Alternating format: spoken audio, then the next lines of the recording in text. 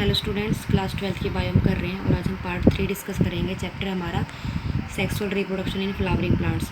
तो इससे पहले वीडियो में हमने क्या किया था, पोलन ग्रेन जो फॉर्मेशन होता है उसका प्रोसेस, उसके बारे में, उसके स्ट्रक्चर के बारे में डिस्कस किया था।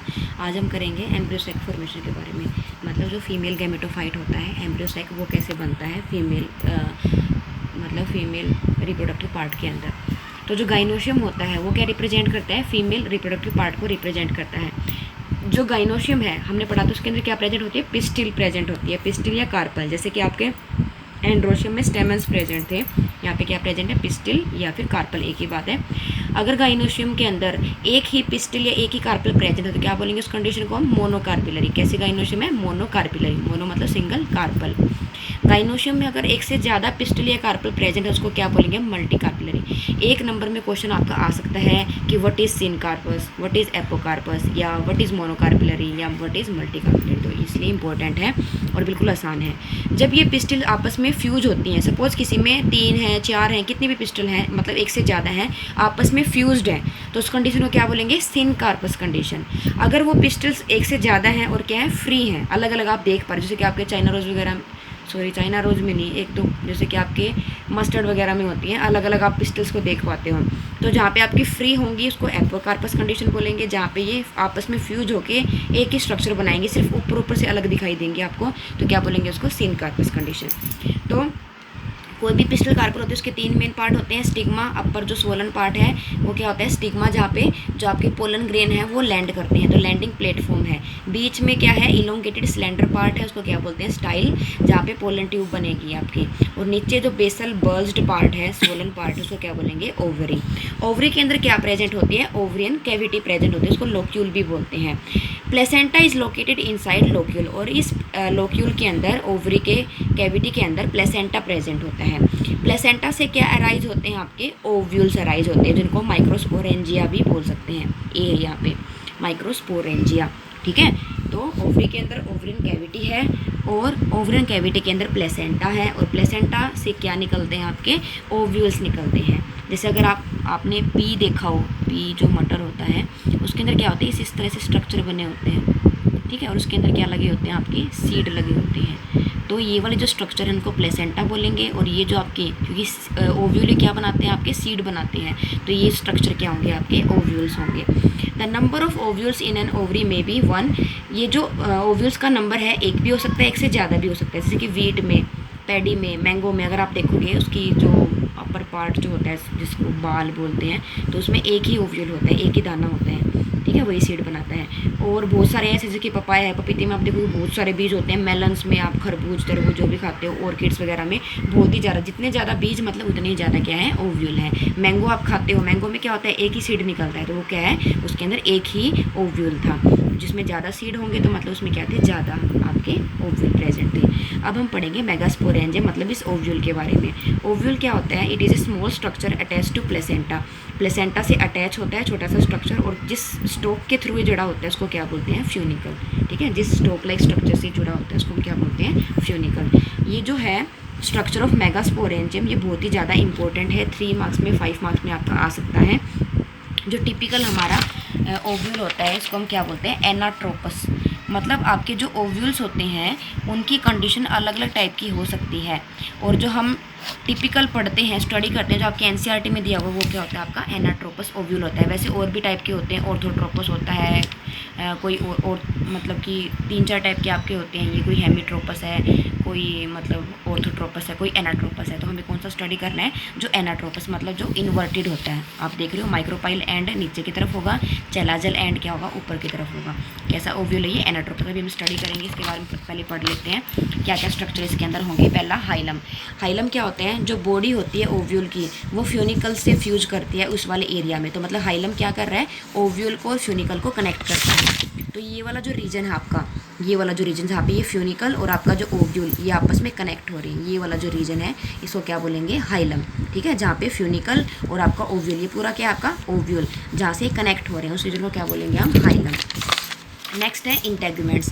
जो आपका ओव्यूल है उसके अंदर क्या होती हैं, एक या दो प्रोटेक्टिव एनवलप प्रेजेंट होते हैं जो ओव्यूल को क्या करते हैं, कवर करते हैं कुछ एक जगह को छोड़ के, उस जगह को क्या बोलते हैं, माइक्रोपाइल। ठीक है, तो जैसे कि आप ये देख रहे हो, एक लेयर है, ये दूसरी लेयर है, तो इनको हम क्या बोलते हैं, इंटेगुमेंट। जैसे इस केस में कितनी इंटेगुमेंट है, 2 इंटेगुमेंट है, इनर और आउटर।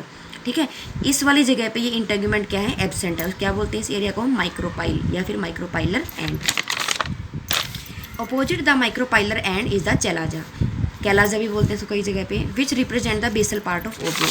ठीक है, तो इसके माइक्रोपाइल के जो सामने वाला पार्ट है अपोजिट, इसको क्या बोलते हैं, कैलाजा या चैलाजा। ठीक है, ये क्या करता है, जो बेसल पार्ट है ओव्यूल का वो बनाता है। उसके बाद न्यूसेलस। न्यूसेलस क्या है, the mass of cells enclosed within the integuments. Cells of nucellus have abundant reserve food material.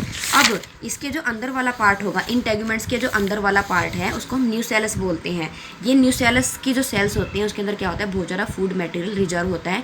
वही सेल्स क्या बनाती है, फिर बाद में डिवीजन वगैरह कर करके एम्ब्रियो सैक फॉर्मेशन करती हैं। ठीक है, तो एम्ब्रियो सैक यहाँ पे बना हुआ है, लेकिन इससे पहले की जो कंडीशन है, जैसे यहाँ पे आपका ये वाला पार्ट आप देख भी रहे हो, न्यूसेलस है ये, बाकी जो बचा हुआ है यहाँ पे भी पहले क्या था, सेल्स ही थी न्यूसेलस की, जिन्होंने क्या बनाया है, एम्ब्रियो सैक बनाया है। ठीक है, तो ये वाला जो एरिया है इंटेगुमेंट्स के अंदर वाला जो एरिया है इसको क्या बोलेंगे, न्यूसेलस।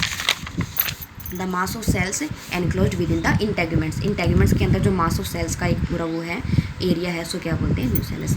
अब हम डिस्कस करेंगे एम्ब्रियो सैक या फीमेल गैमेटोफाइट।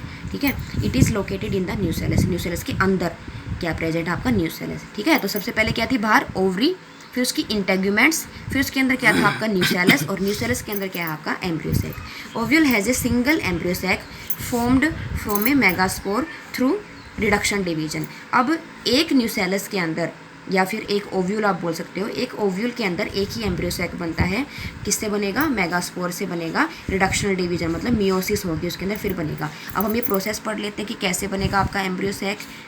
ठीक है, मतलब आपका मेगास्पोर मदर सेल से आपका फॉर्मेशन कैसे होगा मेगास्पोर का। तो मेगास्पोरोजेनेसिस का मतलब क्या होता है, the process of formation of megaspores from megaspore mother cell. ठीक है, MMC, इसको हम क्या बोलते हैं, मेगास्पोरोजेनेसिस। को हम थोड़ा शॉर्ट में कर लेते हैं, वैसे आप डिटेल में भी लिख सकते हो। तो सबसे पहले क्या आपकी मेगास्पोर मदर सेल है, उसके अंदर क्या होगा, मियोसिस होगा।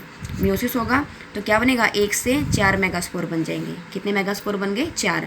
इसमें से 3 जो है वो तो डीजनरेट मतलब ख़त्म हो जाएंगे, एक रह जाएगा आपका जो क्या करेगा, फंक्शनल मेगास्पोर की तरह काम करेगा। क्लियर है, जैसे हमारे केस में होता है, हमारे केस में भी ऐसे ही होता है। पहले क्या होता है, 4 आपके प्राइमरी oocyte बनते हैं, उसमें से 3 जो होते हैं मतलब वो क्या हो जाते हैं, डिग्रेड हो जाते हैं, एक फंक्शनल रहता है। इसी केस इसमें भी ऐसे ही होगा कि 4 मेगास्पोर बनेंगे, उसमें से क्या होगा, 3 तो डीजनरेट हो जाएंगे, एक फंक्शनल रहेगा। The nucellus of functional megaspore, जो फंक्शनल हमारा बच गया है एक, या फिर हम इसको क्या बोल सकते हैं, एम्ब्रियो सैक बोल सकते हैं, फीमेल गैमेटोफाइट बोल सकते हैं, जो बनाएगा हमारा फंक्शनल मेगास्पोर, वो डिवाइड करेगा अब माइटोसिस के थ्रू। पहली बार क्या हुई, मियोसिस हुई, अब क्या होगी, माइटोसिस। तो क्या होगा, एक न्यूक्लियस था, अब इसके अंदर कितने बन गए, 2 न्यूक्लियस बन गए। क्या बन गए, 2 न्यूक्लियस। अब इसके अंदर क्या होगा, फर्दर डिवीजन होगी, माइटोसिस के थ्रू ही होगी, कितने बन जाएंगे, 4 न्यूक्लियस। अभी पहले यहाँ इस केस में क्या रह गया था आपका, एक ही न्यूक्लियस रह गया था, मतलब एक ही सेल रह गई थी, उसके अंदर एक ही न्यूक्लियस था।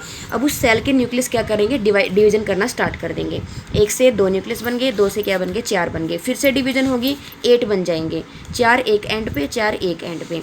उसके बाद क्या होगा, दोनों एंड पे से एक एक न्यूक्लियस सेंटर की तरफ मूव कर जाएगा। 1 nuclei from each end move to the centre. यहाँ से इस वाली साइड से एक और इस वाली साइड से एक, कहाँ पे आ गया, सेंटर में आ गया। तो अब हम इसकी इस तरह से बात कर रहे हैं कि अगर ये माइक्रोपाइल एंड है और ये चैलाजल एंड है इस साइड वाला, तो यहाँ पे क्या होंगे, सिनर्जिड्स, मतलब जहाँ पे माइक्रोपाइलर एंड होगा वहाँ पे सिनर्जिड्स प्रेजेंट होंगे, और आपका बीच वाला एग। तो यहाँ पे 3 सेल जो है आपकी, वो बीच वाला तो क्या बनाएगा, एग बनाएगा, और जो साइड की 2 हैं वो क्या बनाएंगी, सिनर्जिड्स बनाएंगे। बीच की जो पोलर न्यूक्लियाई हैं ये बाद में क्या बनाएंगे, आपके सेंट्रल सेल बनाएंगे, और इस साइड पे क्या आपके एंटीपोडल्स। अब क्या होगा, वॉल फॉर्मेशन हो जाएगी। यहाँ पे अभी तक वॉल फॉर्मेशन नहीं हुई थी, ना ही वैक्यूल बने थे, तो इसके नेक्स्ट स्टेज में क्या होगा, वॉल फॉर्मेशन हो जाएगी, वैक्यूल डेवलपमेंट हो जाएगी।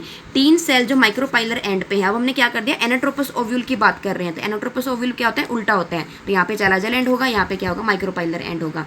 तो यहाँ पे क्या होंगे आपके एंटीपोडल्स, 3 क्या है, एंटीपोडल्स, जहाँ पे वॉल फॉर्मेशन हो चुकी है और वैक्यूल डेवलपमेंट भी हो चुकी है, तो इनको हम क्या बोलेंगे, एंटीपोडल्स। अगर हम माइक्रोपाइलर एंड की बात करें तो यहाँ पे 3 सेल थी हमारी, एक सेल तो हमारी एग बनाएगी और जो 2 सेल्स हैं वो क्या बनाएंगे, हमारी सिनर्जिड्स। अब इन सिनर्जिड्स के अंदर ये फिलीफॉर्म अपरेटस प्रेजेंट होते हैं, मतलब फिंगर लाइक प्रोजेक्शंस हैं, ठीक है। अगर आप ध्यान से देखो तो क्या है, यहाँ पे फिलीफॉर्म अपरेटस प्रेजेंट है सिनर्जिड्स के अंदर। यहाँ पे वैक्यूल भी प्रेजेंट है, अभी हमने बोला कि वैक्यूल डेवलपमेंट भी हो जाएगी, ठीक है। तो ये सारी चीज़ कहाँ पे है, माइक्रोपाइलर एंड पे। 2 सिनर्जिड हैं, बीच में एक एग है, और सिनर्जिड्स के अंदर क्या प्रेजेंट है, फिलीफॉर्म अपरेटस प्रेजेंट है। बीच में जो पोलर न्यूक्लियाई है उन पे भी क्या होगी, वॉल फॉर्मेशन होगी, क्या बनेगी, सेंट्रल सेल। इस पूरी को क्या बोलेंगे, सेंट्रल सेल। और इस सेंट्रल सेल के अंदर क्या है, 2 पोलर न्यूक्लियाई है। तो जो हमारा टिपिकल एम्ब्रियो सैक होता है मैच्योरिटी के टाइम पे कैसा होता है, 7 सेल्ड, मतलब 7 तो सेल हैं और उसके अंदर क्या है, 8 न्यूक्लिएट है। कई बार 1 मार्क्स में क्वेश्चन आ जाता है कि टिपिकल एम्ब्रियो सैक जो होता है मैच्योरिटी पे डैश न्यूक्लिएट और डैश सेल होता है, तो 8 न्यूक्लिएट और 7 सेल्ड। क्यों, क्योंकि जो पोलर न्यूक्लियाई है उसकी सेल तो एक ही है, सेंट्रल सेल, लेकिन न्यूक्लियस कितने हैं वहाँ पे 2, तो 7 सेल्ड और 8 न्यूक्लिएट।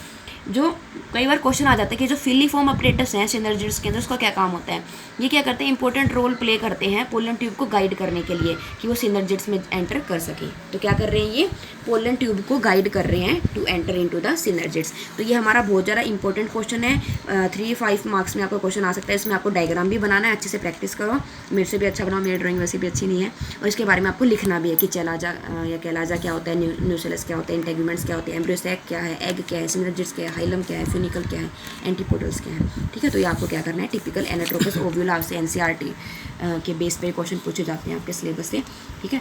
तो that's all for today, thank you.